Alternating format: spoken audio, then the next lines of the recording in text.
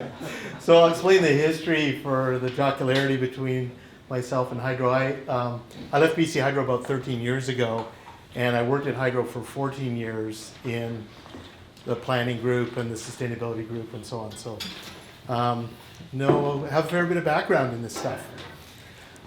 So I'm working for Rockies LNG, and I've been asked to look at options to allow Rockies to meet the 0.16 tons of CO2 per ton of LNG requirement of the province.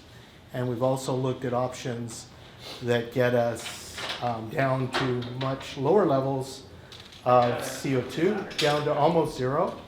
And you can't quite get to zero, so if you wanted to get to zero, you'd have to offset. The focus of my work has been at the LNG site, not at the pipelines and upstream. So that's been the focus. And I was asked to talk about renewable electricity options in the north coast of British Columbia.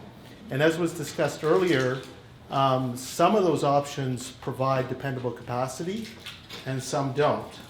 And so wind, solar, for example, are intermittent resources, and so they need capacity resources, transmission, hydroelectric with storage, pump storage, batteries, some other things to bring them to provide dependable capacity. So there's a few options that we looked at, and some options that we didn't look at because they're not particularly good resources in Northwest BC. So we didn't look at solar power because it's not a very good resource in Northwest BC, and anyone who lives there can probably attest to that. One shouldn't ignore solar though, because it's been declining at 7% real since 1973 approximately. And so solar power penetration into markets dramatically changes as the prices come down. It would be, I had a quote done on putting solar power on my garage, and I'm not going to do it for a whole bunch of complicated reasons, but it actually has less than a 20-year payback. That was not true 10 years ago, was not true 5 years ago. So we're going to look at geothermal, hydroelectric, 3 types of hydroelectric, run-of-river, hydroelectric with storage, and pump storage. And as I get into it, I'll explain what those things are. We're going to look at wind both offshore and onshore, and also woody biomass. I'm going to cover LNG facility reliability requirements, and we started to talk about that earlier, and I'll get into this in a little more detail, but these plants need very reliable power supply when they're electric drive, and so it's got to be N+1 at least, or N-1 the way BC Hydro does it. I'll summarize on the generation options, and then I was also asked to talk about AC versus DC high voltage transmission, and I've got a slide on that. So geothermal, so this area of British Columbia is actually a rich geothermal resource, according to inventory work that's been done. Lytle and Geothermex did a study for Geoscience BC and BC Hydro a few years ago. The problem is there hasn't been much geothermal exploration in the area. So it's technically rich, and north of this area in the Tahltan territory is a very rich geothermal resource. Later on, I'll get into a summary of the cost. Geothermal resources do provide dependable power. They are reliable. And the problem with this is an inferred geothermal resource. So for those of you in the gas and oil business, you don't get to count that stuff. It's not proved out. And it's about $10 million to drill holes to discover geothermal. and you need to find places that have hot liquid, and there needs to be enough permeability that you can get that liquid to flow. And so finding geothermal resources in Northwest BC is an interesting idea. It's an unproven resource.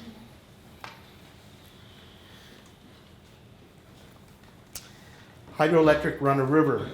There's lots of small hydroelectric opportunities in Northwest BC.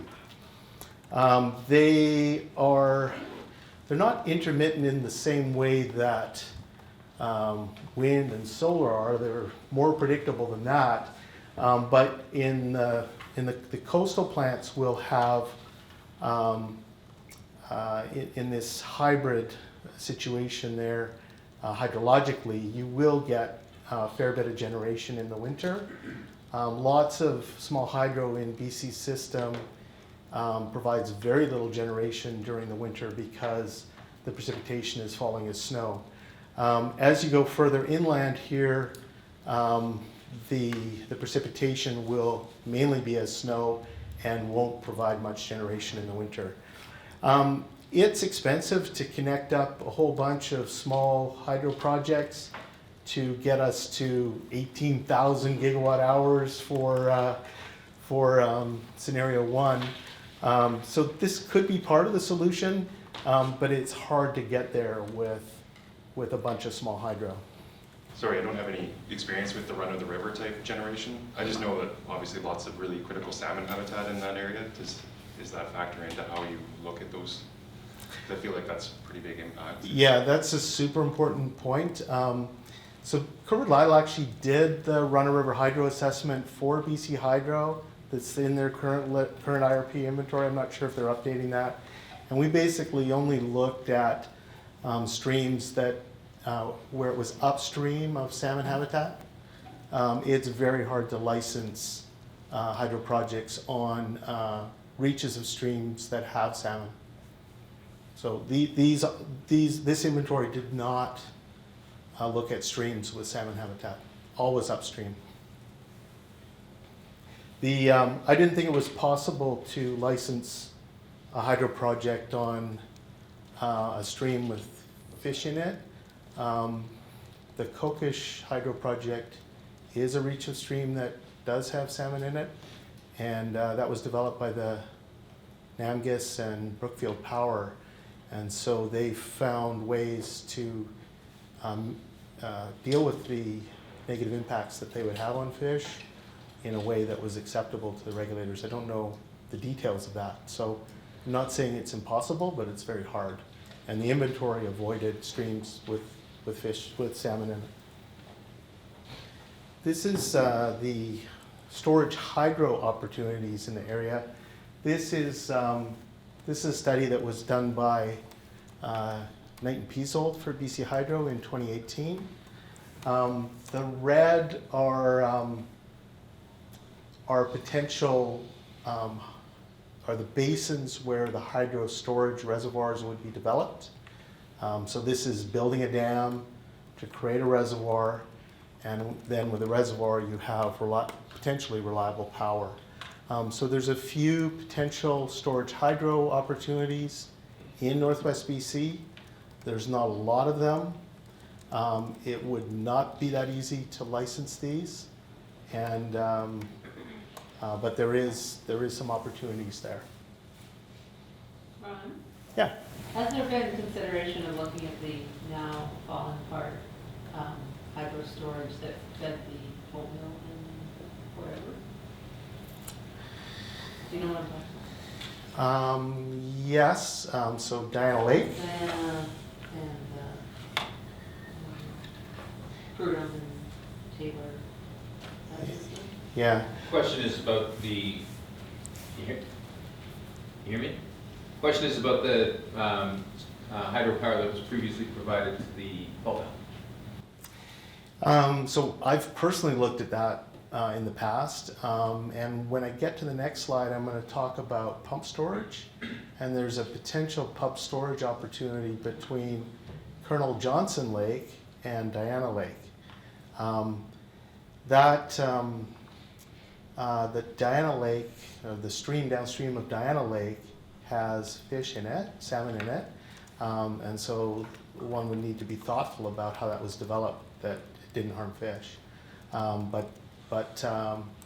The water supply from Diana Lake to the Skeena Cellulose Mill is pretty low head, so it's only a couple megawatts that you could generate off that. And the wood stave penstock's in poor condition, it would need to be upgraded. You're laughing, you've probably driven by with leaks coming out of it, right? Yeah. So these are pump storage opportunities. So what pump storage is, so it's a conventional hydroelectric facility with a storage reservoir above and a storage reservoir below. And the turbines are set up so that they can operate as pumps as well. And so during periods of time when you want to generate electricity, you run it as a generator. Times when the wind's blowing, for example, and you want to store that power, you run it as a pump and pump the water back up to the higher reservoir. So those requires 2 reservoirs, so it's more expensive than a conventional hydroelectric project. The other thing is the cycle efficiency of those plants is about 75 to 80%. So you'll be using electricity to get that dependability from pump storage. And there are a number of pump storage opportunities in Northwest BC.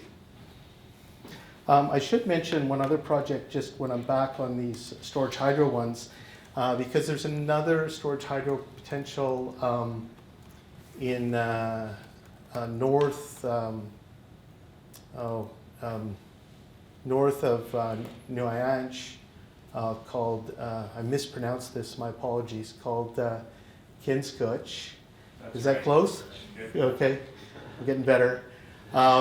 So that could be developed between 20 to 80 megawatts, and it is there's a lake there, high alpine lake, so it would provide some storage. This is the really exciting one, in my opinion, is wind.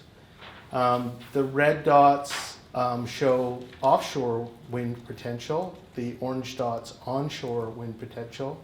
The Hecate Strait is probably one of the best offshore wind resources in the world. If you're going to do much in Hecate Strait, we better have another nation in the room, and that's the Haida. The Nai-Kun wind project is just off the, just east and south of the tip of Haida Gwaii there. Nai-Kun proposed a 400 megawatt offshore wind project, and they did that about a decade ago. And a lot of things have happened in offshore wind and onshore wind in the last decade. And this is a chart that shows that. This is a massive reduction in the cost of wind. And I didn't make this up. This is, the orange is from Lazard. These are investment bankers out of New York who track what's happening with wind projects. And so today, wind projects are costing about 25% of what they cost a decade ago. That is a massive, massive reduction. The black line is the forecast by National Renewable Energy Labs out of the US, which is a fairly credible source. And they've been forecasting a 5% decline for as long as I've looked back. And the interesting thing is that the market is doing twice what National Renewable Energy Labs is forecasting. So now you can see that the shape of the curve is starting to level out, and it'll go asymptotic to zero. So the decline rate ought to reduce, but there's still opportunity to reduce the cost of wind. How has that happened? So today, 10 years ago when Nikun was talking to Siemens, they said, what's the best turbines for our site? And Siemens offered them 4 megawatt wind turbines. Today, Siemens wouldn't even sell them 4 megawatt wind turbines for offshore. They would say 10 or 12 megawatts, and some developers are talking about 15 megawatts. Now, what that does to a wind turbine is it makes it way higher. And for those of you, there's a bunch of mechanical engineers in the room. You'll remember from your fluid mechanics that the ground or the ocean is a rough surface, and so the further you get from a rough surface, the higher the velocity. So you'll have noticed that if you go to a top of a hill, or you're out in an unexposed, an area that's very exposed, the wind will be much higher. And so getting higher means better wind resource. It's a very good wind resource in Hecate Strait. The other thing is a lot of work has been done to make the turbines more efficient, for them to be able to operate over a greater range of wind, and to use artificial intelligence to anticipate how the wind is going to change, so that you'd be able to predict how it would change and bring your combustion turbines that are going to provide backup, likely in the Rockies LNG case, bring them up so they're ready to go when the wind drops off, and vice versa. And you do that with a network of artificial intelligence connected to a bunch of weather sites in the west coast of Canada. What's the current status of Mekin? I can only partly answer that question. Which was current status of Mekin? Yeah, current status of Nikun. Still has its EA certificate. Its EA certificate expired on December 11th, 2019. You're happy. It's still a project that could be developed, subject to HIDA consent. But I can't answer more fully than that because of a non-disclosure agreement I'm subject to. Do the HIDA own it?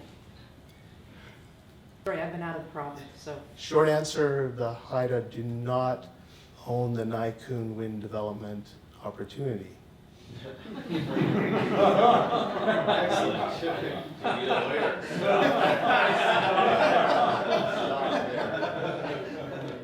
with the short answer. Your lunchtime? But they might own the wind. Okay. You can get him in trouble. Yeah. That's beyond my legal skills to advise you on whether they own the wind. I think I said that the HIDA would need to be in the room to talk about the wind resource on the Hecate. Biomass. There is waste biomass in the area. A lot of it is being turned into pellets and exported to Europe to displace coal. So I think it would actually be hard to make a biomass project in the North Coast compete with what Europe's willing to pay for pellets. But there is wood waste in the area. It's not economic in British Columbia to harvest forest for bioenergy. It may be at some point in the future. LNG facility reliability requirements, and this is thanks to Fortis for this image. This is their LNG plant in Delta. Reliability requirements are really high for LNG plants. So what happens if you lose electric supply to an electric drive LNG plant is you disrupt the entire process. And the first thing you'll do is you'll divert the gas coming from the pipeline to the flare, and you will create a spectacular light show as you flare a massive amount of gas into the atmosphere, which will be a large CO2 release. It will take quite a bit of time to be able to restore that plant's operation. Because as soon as that happens, the operators are going to be thinking, well, should we ask the gas pipeline guys to shut down? Or are we going to be able to get this thing up and running? And so do we keep flaring because we're hopeful to get the thing back up? When's the power coming back up? If you're doing electric drive, you better have at least N+1 reliability.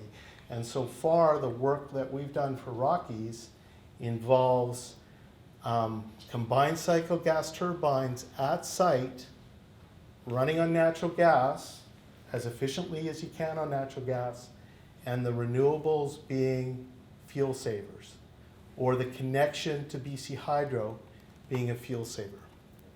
And this really needs to be an important consideration in the work FNCI does, because without that reliability, these plants they won't get developed without that certainty of supply. Okay, so the issue is not just how long it goes down, but how frequently it goes down.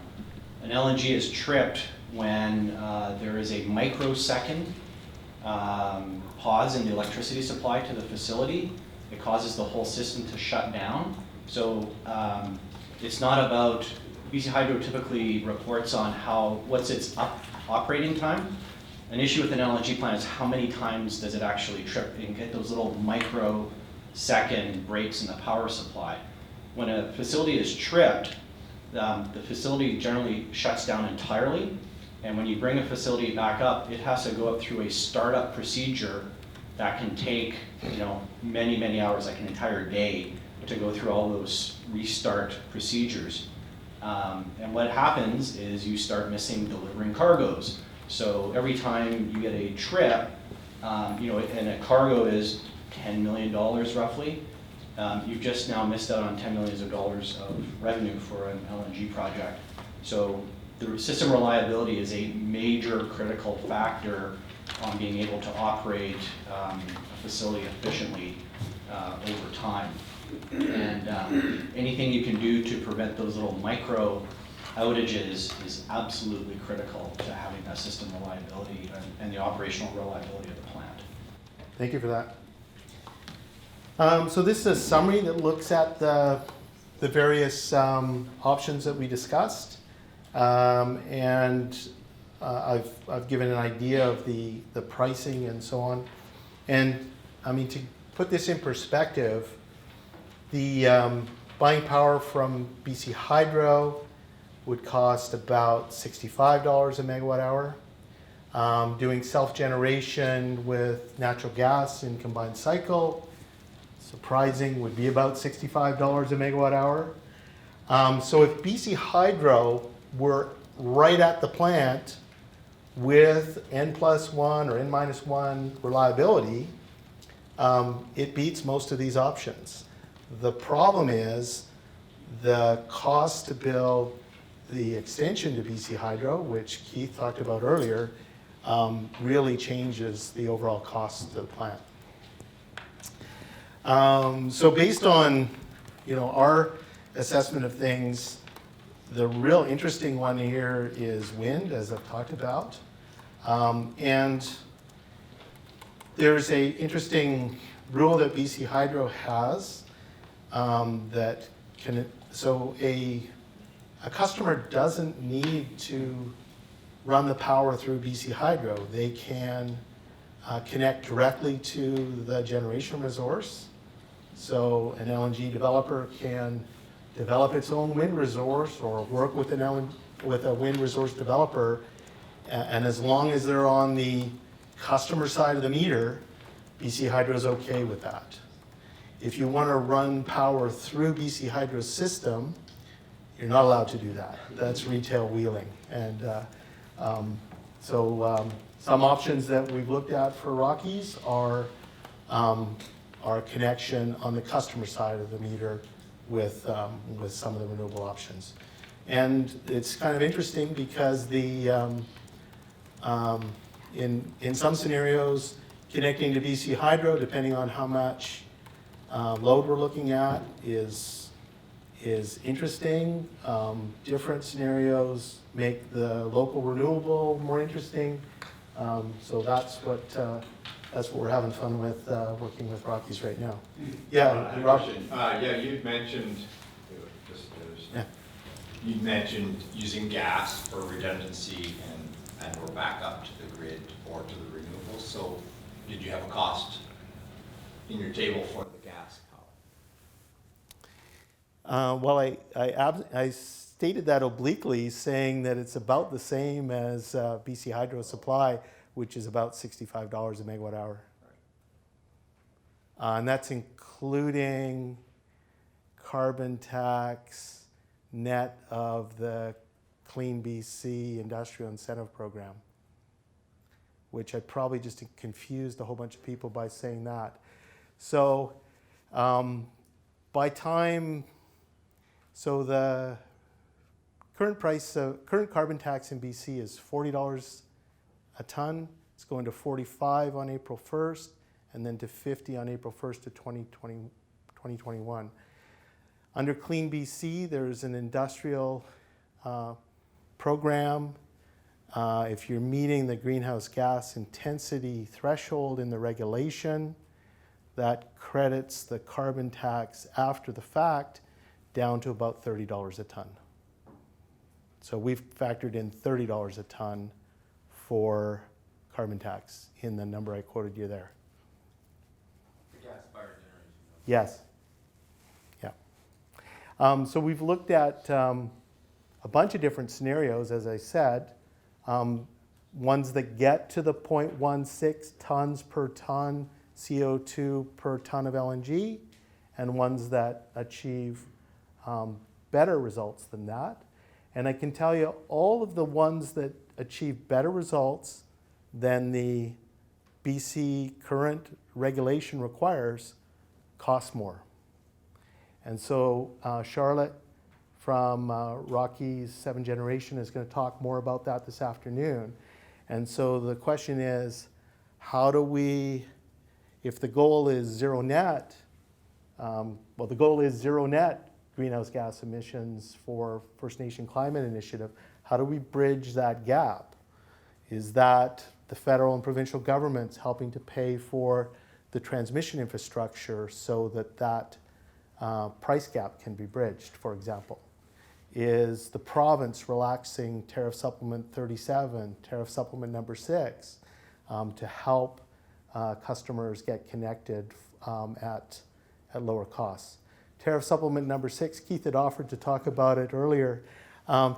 Simply, Tariff Supplement number 6, if a customer requests more than 150 MVA, which is about 135 megawatts, they have to pay the cost to upgrade the system to deliver that power. It's a little, that's the simplified version of it. So this is a question related to Kidman LNG, which is a fully electric proposal. We're not sure what's going to happen with it now, but, and I know that David used to work for Chevron for 6 years, so you might have the answer. So what was it assuming about electricity supply being fully electric? And who was paying for the transmission? Is there a lawyer in the room?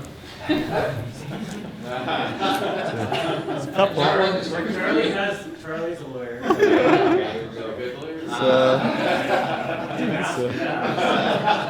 So Alex Walam, lawyer, and No, Mishka lawyer. I'm bound, of course, by, I can't talk about project specific elements that may be proprietary to that. So, sorry, can you ask the question again, just so I got it? Well, I just got an answer to the question a minute ago, which was, what's the difference in cost between electricity, renewable electricity, or electricity supplied by a gas-fired plant? And it sounds like it's the same, $65 per megawatt hour, provided the transmission is not part of the cost. right? So then if Kidman LNG was a, fairly viable project, let's call it, it must have had assumed electricity costs of about that much.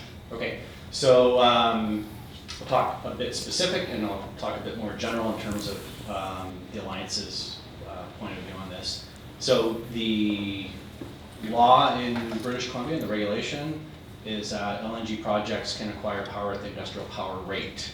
So they would be acquiring power from BC Hydro and they'd be paying the same that any other major industrial user would be paying. The transmission system is a public infrastructure and has, so now speaking more generally, has a lot of benefits that all of the system users would benefit from that. BC Hydro has a process for determining the costs of who pays for system upgrades. It's important that that process is followed and that the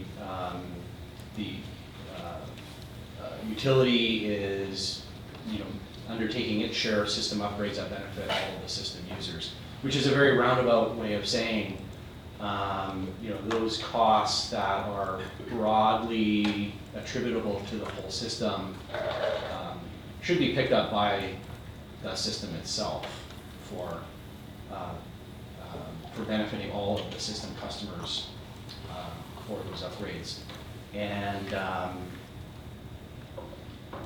can't, no, I'm sorry, I'm forgetting if there was another piece there, but did that answer your question?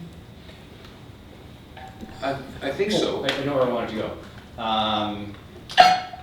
The significant issue is here, which I'm going to talk about this afternoon, is the competitiveness of a project and what is the overall cost structure. And when you start looking at electrification versus using natural gas drives, there's a lot of factors that go into, is electrification less expensive versus using natural gas drives? And I can talk about it more specifically. There's a bunch of trade-offs. Electrification actually means you have fewer equipment on site that's generating the power, and that's more efficient. But now you're relying on a third party, BC Hydro, to be supplying your power, and you lose a lot of control, so you start transferring that risk to a third party. It's a complicated question with a whole bunch of issues you have to be able to work through to be comfortable going with an electrification option. But I'll get into more detail on that this afternoon. Right, okay, so if I translate that into my simple mind, the price is the same. The reliability is a question, and the reliability is what might push an operator or proponent to opt for direct drive, even though they're paying the same, but they're in control of supply. And Kidman LNG was opting for what, electrification. Yeah, the And project so- made that decision. And the most recent filing with the federal government proposes a full electrification of the project. Right. Yeah. Just some folks, I mean, this has been a confusing point for FNCI, I think, because some folks say electrification is not economic. And then we hear what Ron just said, the price is the same, so it's a reliability issue. Scheduling. We hear and there's a scheduling issue, right? And we hear what Keith said, that between the lines you get N+1. Yeah. So, I mean, if you look at the greenhouse gas, and you think about the number of projects that have been proposed on the coast in the last 5 years, that's not consistent with achieving climate change targets if you don't fully electrify. So, anyway, it's been helpful, very clear, very much clearer, and looking forward to your presentation this afternoon. Thank you. Really quick question about the. That's the mic. Oh yeah. Really quick question about the incentive program for over $30.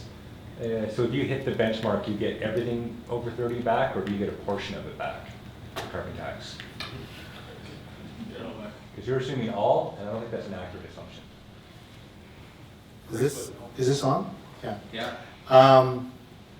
Yeah, that's that requires a complicated evaluation of the regulation. Yes, I You're not getting 10 simplified. bucks back. You're getting some portion of 10 bucks back. Yeah, so that's correct. So Yes. just generally speaking for the program, if you meet or exceed the benchmark, you get it back. Whatever's not left, what's prorated, if you don't make it, goes into the tech fund side. Okay. We can talk about that. That's below the 0.16? I'm talking broadly speaking for the program, depending on the sectors. If you don't meet the benchmark, it's kind of prorated for how much you miss it by, and whatever's left goes into the tech fund side. If you exceed your benchmark, you get the money back. It's generally how it works. There may be some intricacies for LNG that we can discuss, but Yeah, okay. broadly for the program, that's how it works.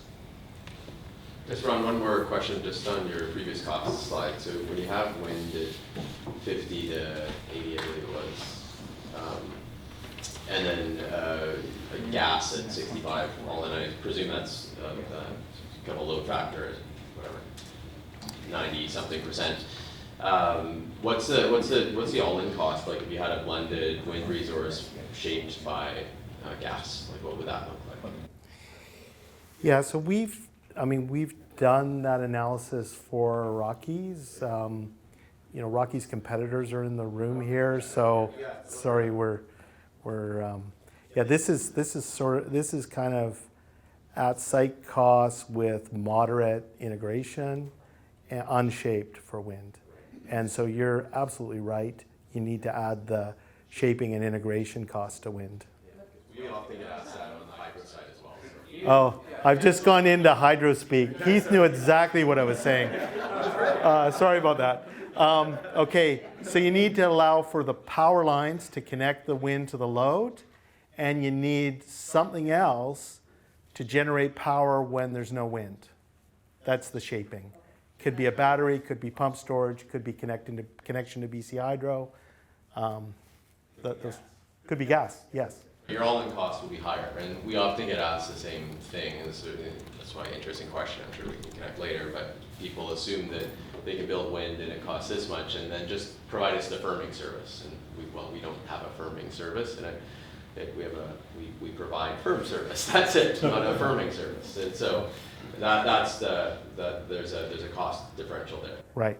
Yeah, so what we assumed in all of the scenarios that we've run for Rockies so far is that they have big combined cycle combustion turbines at site that are available to run, will be running a lot of the time because of how quickly wind drops off, and that the wind is a fuel saver, and that the capital cost is required for those big combustion turbines, combined cycle combustion turbines, and the connection to the site.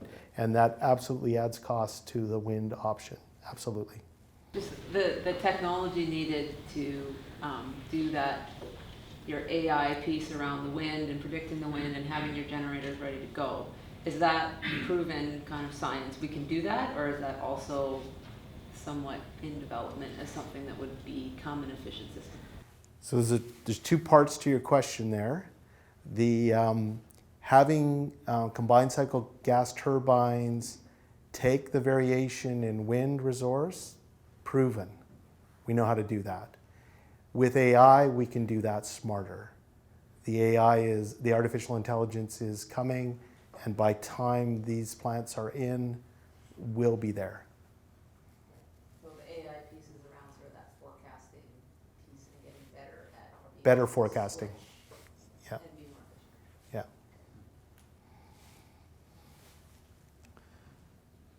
Yeah. Oops. So AC versus DC high voltage transmission. So most of BC Hydro's system is alternating current. Where direct current DC plays is when you have 2 points that you want to connect. They're a long distance away, and there's a large power transfer that you want to make. And so if you did a high voltage DC system, say from GM Shrum to Prince Rupert or to Kitimat, that would be capable of transferring, say, 1,000 megawatts or more. The way DC systems work is that you only need 2 cables, and that gives you redundancy because the ground can be used for the neutral, which is complicated electrical stuff, trust me. For a similar AC system, you need 6 conductors for complicated electrical reasons, trust me, please. The stations at either end to convert from alternating current to direct current are very expensive. So if you're moving a lot of power from, say, northern Manitoba to Winnipeg, direct current can make sense. When you're moving a lot of power from northern Quebec to Montreal, direct current can make sense. If we're moving a lot of power from the Peace in British Columbia to a single location on the coast, maybe Terrace, that could make sense. One disadvantage to DC is you won't be able, it's very expensive to tap off it in the middle because you need a station that would then correct from direct current or invert from direct current to alternating current. Those stations are expensive. They're not that hard to build. I built one in grade 9 electrical, but you know they're expensive at big scale. Yeah. When you say expensive, like, can you give me a sense of that? Because we're also talking about like $3 billion. Yeah. The AC/DC rectifier and inverter stations are each in the hundreds of millions of dollars, depending on the capacity. So you're going to have you might have a $200 million station in the Peace and a $200 million station in Terrace, say, and the power line to connect them might be $1.5 billion, say. If you want to electrify the pipeline along the way, that's going to be hard to do from a DC line. One thing that's really nice about DC is it won't induce current in neighboring infrastructure. So you could put a DC line beside a gas pipeline, and it's a really bad idea to put an AC line beside a gas pipeline. Not allowed. So if you wanted to take any power, you build a DC line, let's say, to a terminus place like Terrace, for example, and then you want to take power, you would then convert it to AC and then build AC from there. And that's expensive, but possible. Yes. Hard at the endpoint. Expensive at the endpoint. Expensive and hard, right? And hard to connect it back into the AC system. Yes. So it'd be like, instead of feeding it into BC Hydro line, you might have to. Well, this is we're going to have to. This will be like yesterday was climate policy 101. This is electric. This is third-year electrical engineering we'd have to cover here. So it's you need system support when you connect the AC part of a DC AC station to provide support for voltage and frequency and things like that that electric systems need and get when they're alternating current systems. So if you built this big DC system, whether BC Hydro's AC system at Terrace could provide the support that's needed is an important question that BC Hydro could look into. Yeah. We've learned that the transmission line between Terrace and Prince Rupert is not very good. And it needs to be upgraded if there's more facilities in the Rupert area.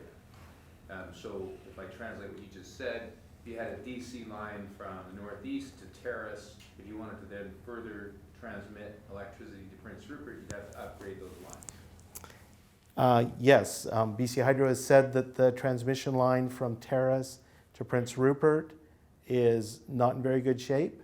And so if there's significant loads in Prince Rupert and the DC system goes to Terrace, you'd need to upgrade from Terrace to Rupert, absolutely.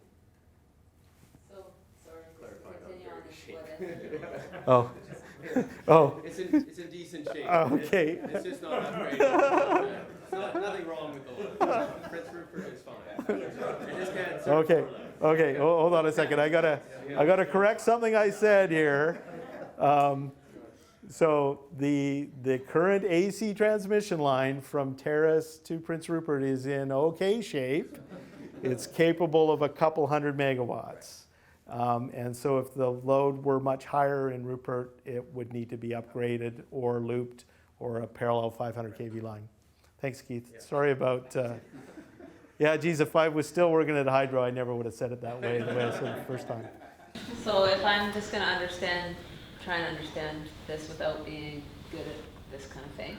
If you built a line, a DC line, let's say somewhere else, like directly to a terminal, let's say somewhere else on the coast, and could you transport, you would need some kind of AC support for that system to be able to then take any additional electricity off of it and run it somewhere else, for example. Is that what, am I interpreting that okay? Short answer, yes.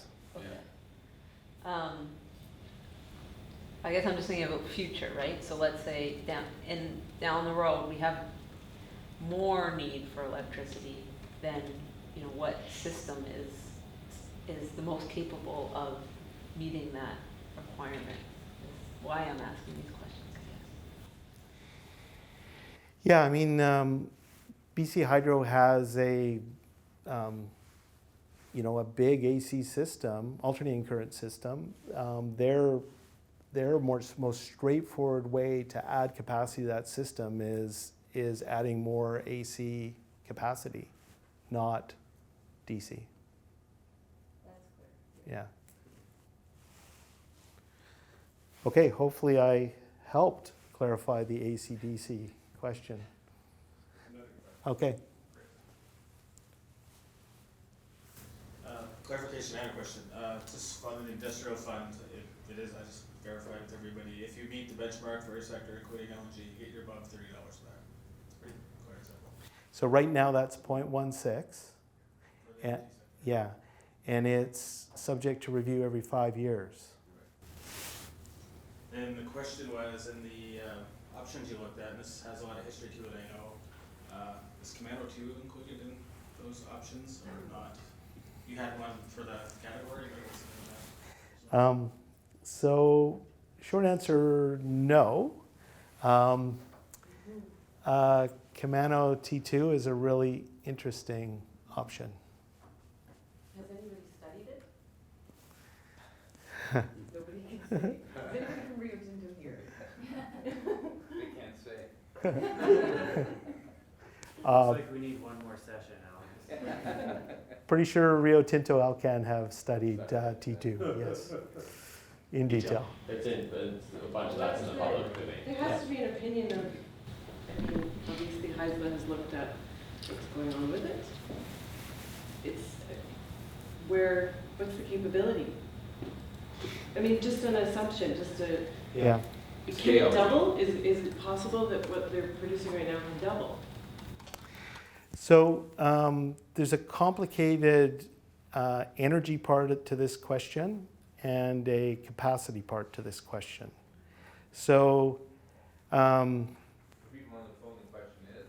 yeah, so can Rio Tinto, Alcan, Kemano, T2 be part of the answer here?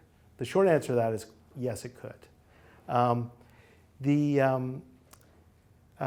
There's a long history of Kemano and the Kemano completion project, which would have required more flow being diverted, and that's probably a non-starter from an energy perspective. That the releases to the Nechako need to be at least what they are or more. There's currently litigation going on over that issue. So I'm going to stay out of getting into much detail on that. What could be done, so what happened is when Kidman completion got stopped, the tunnel was partly built. Then Rio Tinto Alcan discovered that there was problems with the original tunnel, and so they decided to complete the second tunnel so that they would improve the reliability of their plant. I believe that they have now fixed the old tunnel, or they're partway through that. So they can run water through both tunnels and get more flow, or same amount of flow with reduced friction loss, which will allow them to produce more energy, but the capacity will be limited by their existing generators. For the sake of this table and big ideas, you could put more generation at Kidman, not divert any more water, and then you would have an amazing capacity resource at Kidman. Is there a transmission issue though? Yes, you'd have to upgrade the transmission between Kidman and Kitimat or wherever you're using the load.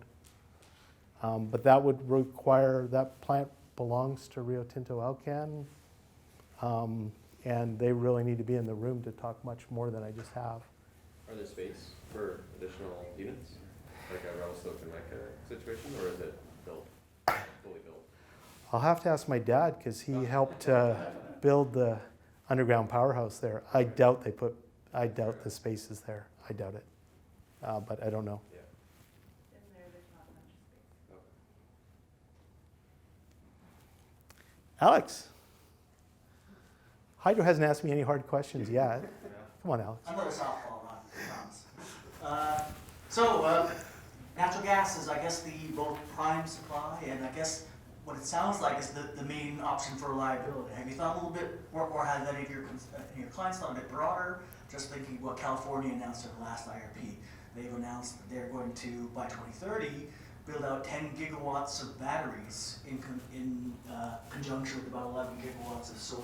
The idea being that renewables plus battery storage is their solution in the future, recognizing the many technical and scaling up issues of that brings with it.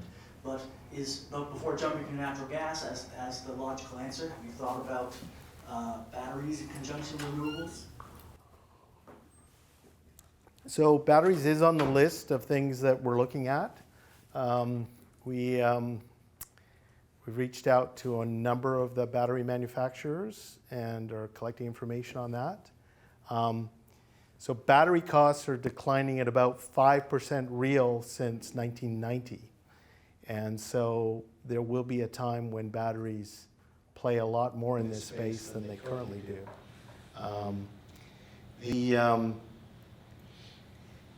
We're talking about needing, north of 500 megawatts of reliable supply. And I'm not comfortable right now recommending to Rockies that they do that just with batteries. I think when you have batteries as an option in a large system like California that has a whole bunch of other resiliency, that's a cool idea. But when it's your only backup, I think batteries need to go a ways more on that. Now, I'm a fan of battery development and what's happening there. I've been driving an electric car for 3 years, and it's never stranded me for electrical reasons. Tires still get punctured on electric cars. So I think that there will be a future where batteries have a significant play in this. There's a lot of improvement happening in batteries. Since I keep asking questions, once I get rolling, it's hard to stop. 2 questions. One is just back to the AC/DC thing.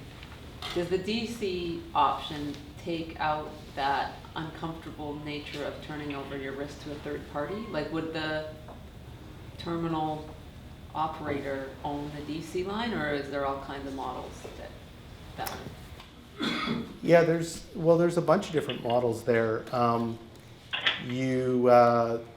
The LNG developer could own the DC line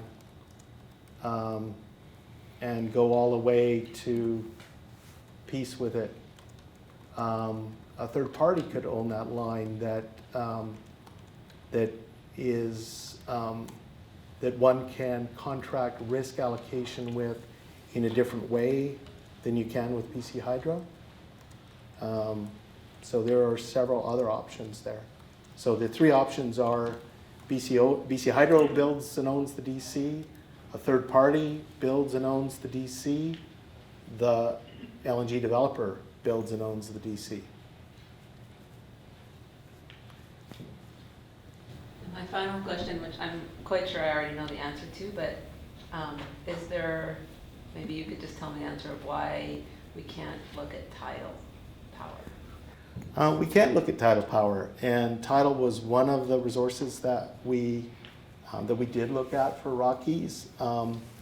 It is a modest-sized resource. It is, I mean, there's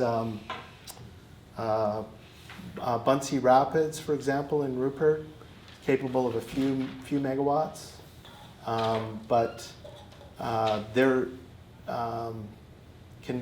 conventional tidal would not be big enough to meet the needs. If you looked at an array of tidal resources, say in Hecate Strait, you could get big enough. Tidal is very predictable, but it still goes to zero at times, right? That resource is not as mature as wind is to count on it for, say, 500 megawatts of resource. You cool with that, Alex? Unless you want to do a tidal barrage across Hecate Strait, you're not going to get the scale. Yeah, I don't think that'll be acceptable. Wouldn't be able to get the LNG ships out.